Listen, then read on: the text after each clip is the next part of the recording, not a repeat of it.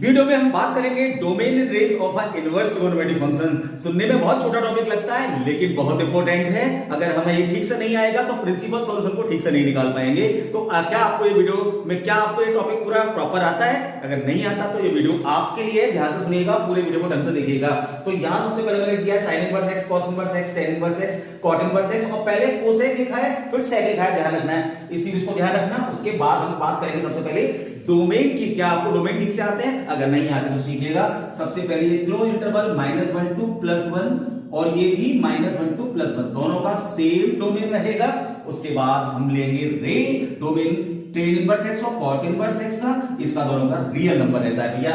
इन दोनों का domain same, इन दोनों का डोमेन सेम और इन दोनों का डोमेन भी रियल नंबर रहता है। लेकिन -1 और +1 क्लोज इंटरवल इसमें से हटा दिए जाते हैं, ये डोमेन में नहीं रखे जाते।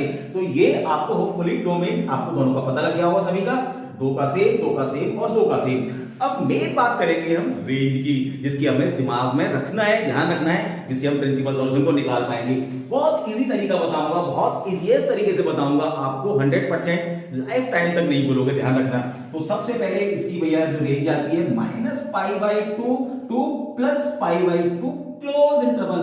ये क्लोज इंटरवल और ओपन इंटरवल का आपको अंतर पता होना चाहिए, ये डिफरेंस पता होना चाहिए। उसके बाद हमारे पास आना चाहिए भैया 0 to π। तो यानी दो याद रखने हैं सबसे पहले, -π/2 to +π/2 क्लोज इंटरवल और cos इनवर्स x का 0 to π क्लोज इंटरवल। तो होपफुली ये दोनों अगर आपको याद रहे तो ये सारे बहुत इजीएस्ट तरीके से आप कर पाएंगे।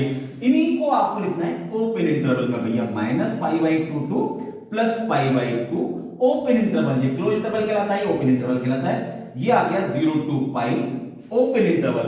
तो जो क्लोज इंटरवल में थे वही हमने यहां पर ओपन इंटरवल में लिखे और फिर से इनको क्लोज इंटरवल में नीचे लिखना है भैया, -π/2 to π/2 क्लोज इंटरवल और ओपन क्लोज इंटरवल 0 to π। तो ये close interval, open interval, close interval, यहां मैंने कोसेक इनवर्स x लिखा है, ध्यान रखना। लेकिन हम यहां पर एक काम और करेंगे, यहां पर हमारे पास आंसर में 0 कभी नहीं आएगा और इसमें π/2 कभी नहीं आएगा। तो सबसे पहले बहुत जो शॉर्टेस्ट तरीका मुझे बताना था वो यही बताना था कि 2 क्लोज इंटरवल, 2 ओपन इंटरवल, फिर उसके बाद 2 क्लोज इंटरवल, इसमें से 0 हटाना है, इसमें से π/2 हटाना है।